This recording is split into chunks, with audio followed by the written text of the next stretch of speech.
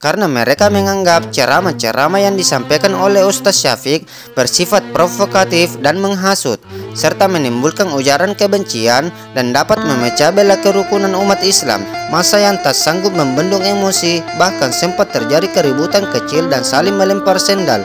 Selain itu, Somad secara terbuka menyebut non-muslim sebagai orang kafir. Allahumma inni as'aluka bi anni ashhadu annaka antallah. Bismillahirrahmanirrahim. Assalamualaikum warahmatullahi wabarakatuh. Hai sobat seiman, dimanapun kalian berada, semoga kalian semua dalam lindungan Allah Subhanahu wa Ta'ala dan selalu mendapatkan rahmatnya, karena dialah Sang Maha Agung, Maha Penolong, lagi Maha Pengampun. Amin, Allahumma amin. Video kali ini saya ingin berkisah mengenai ustaz-ustaz yang pernah mengalami kejadian yang tak menyenangkan, yaitu dihentikan saat melakukan pengajian atau memberikan ceramah. Siapa-siapa sajakah ustaz yang pernah mengalaminya? Bicara tentang agama, kita tak luput dari ulama, ustaz, kiai, habib, beserta yang lainnya yang ada di Indonesia maupun dari negara-negara luar. Ulama salah satu pejuang Islam yang selalu di garda terdepan untuk membela agama Allah. Jika tidak ada ulama, kita tidak mungkin akan mengetahui lebih dalam tentang agama Islam. Apakah perbuatan yang kita lakukan itu baik atau tidak? Serta kita juga dapat mengetahui hadis-hadis Nabi Muhammad SAW melalui ulama-ulama. Maka dari itu, mari hormati ulama-ulama kita, jaga mereka, lindungi mereka, serta berikan ruang untuk menyalurkan ilmu yang ia ketahui tentang agama.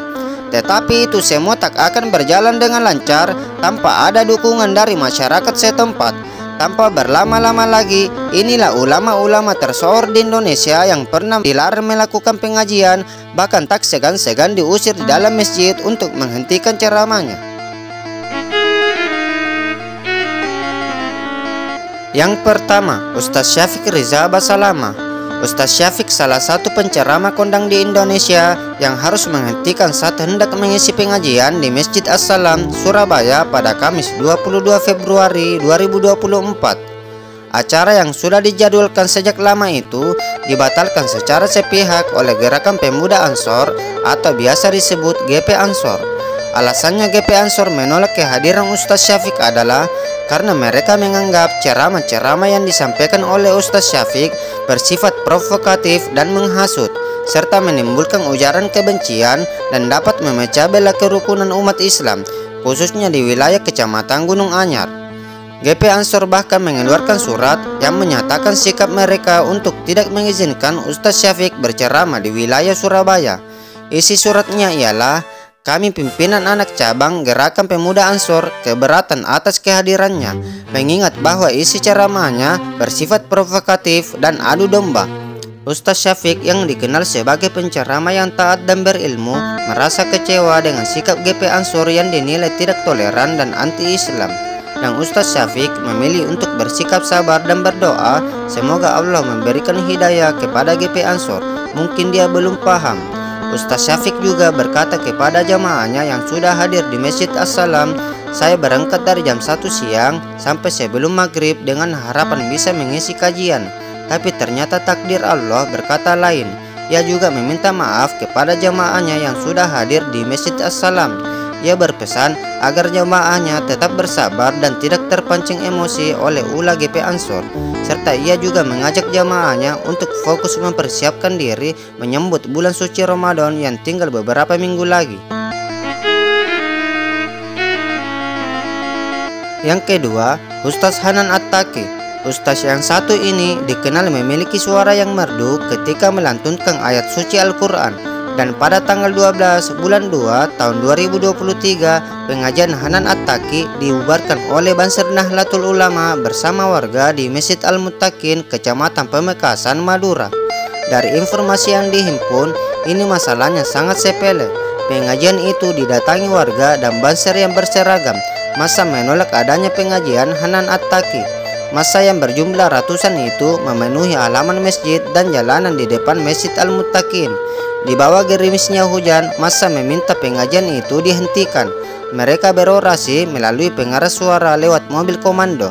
Aksi massa itu mendapat pengamanan yang sangat ketat dari aparat kepolisian. Setelah melakukan negosiasi, pada akhirnya disepakati bahwa pengajian itu tidak diteruskan. Kata Gus Fawaid selaku bendahara GP Ansor Jawa Timur, ceramah Hanan At-Taqi lebih banyak mudaratnya dibandingkan manfaatnya, serta tidak sesuai dengan kultur budaya yang ada pada masyarakat Jawa Timur. Maka dari itulah ceramahnya dihentikan.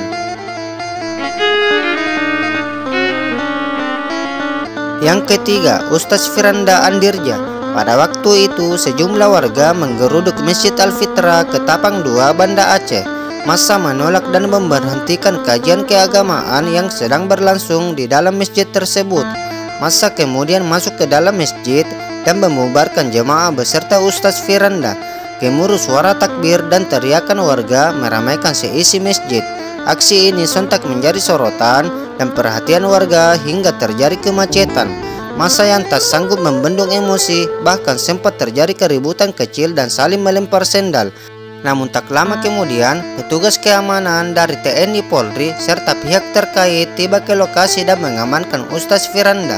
Petugas juga melerai protes warga yang berlangsung hampir 2 jam lebih. Sementara dari dalam masjid, beberapa tokoh agama dan warga mengambil alih acara. Massa yang hadir ke masjid itu menolak ceramah Ustaz Firanda karena dinilai berpemahaman Wahabi dan bertolak belakang dengan masyarakat Aceh. Massa menganggap kajian yang disampaikan tidak sejalan dengan aliran Ahlussunnah wal Jamaah. Koordinator Massa Abu Suja mengatakan pihaknya sudah menyampaikan kepada penyelenggara acara agar kiranya tidak melaksanakan kegiatan kajian yang diisi oleh Ustaz Firanda. Pemberitahuan tersebut melalui surat MPU Banda Aceh.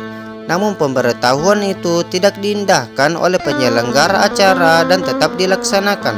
Sementara Kapolresta Banda Aceh, Kombes Pol Trisno Rianto mengatakan keributan terjadi disebabkan karena kesalahpahaman antara kelompok yang mengatasnamakan Aswaja dan Wahabi. Atas keributan itu, Forkopimda Banda Aceh akan mengambil langkah-langkah untuk mengatasi masalah yang terjadi. Trisno menjelaskan sejak sore penyelenggara telah diingatkan agar tidak mengadakan kegiatan ini, tetapi dihiraukan saja dan malah tetap memaksakan untuk tetap mengadakan kajian tersebut. Ustaz Firanda yang ditolak warga tersebut merupakan salah seorang pendakwa dari Indonesia yang menjadi penceramah di Masjid Madinah Nabawi. Pria bernama lengkap Firanda Andirja Abidin itu mendapat kepercayaan oleh kerajaan Arab Saudi untuk mengisi ceramah di Masjid Nabawi. Firanda terpilih setelah melalui seleksi oleh pengajar atau sejumlah tokoh ulama terkemuka di Madinah. Sejak 2012, Firanda diberi amanah oleh pemerintah Arab Saudi menyampaikan ceramah berbahasa Indonesia di Masjid Nabawi untuk para jamaah haji dan umroh dan warga Indonesia yang bermukim di kerajaan Arab Saudi. Adapun soal Wahabi banyak didengungkan sebagai salah satu ideologi Islam yang bermula di Arab Saudi. Yang keempat, Ustaz Abdul Somad atau biasa disapa dengan Ustaz Uas. Siapa yang tidak kenal dengan Ustaz kondang yang satu ini? Dia juga pernah ditolak untuk berceramah di negara Singapura. Kronologisnya ialah Kementerian Dalam Negeri Singapura mengungkapkan alasan Abdul Somad dan rombongan perjalanannya ditolak masuk ke negara itu, yakni dia dikenal menyebarkan ajaran ekstremis yang tidak dapat diterima masyarakat multiras dan multiagama Singapura. Misalnya, Somad menyatakan bahwa bom bunuh diri adalah sah dalam konteks konflik Israel-Palestina dan dianggap sebagai operasi syahid. Demikian pernyataan tertulis Kemdagri Singapura. Menurut pemerintah Singapura, dia juga membuat komentar yang merendahkan anggota komunitas agama lain, seperti Kristen, dengan menggambarkan salib Kristen sebagai tempat tinggal jin atau roh setan.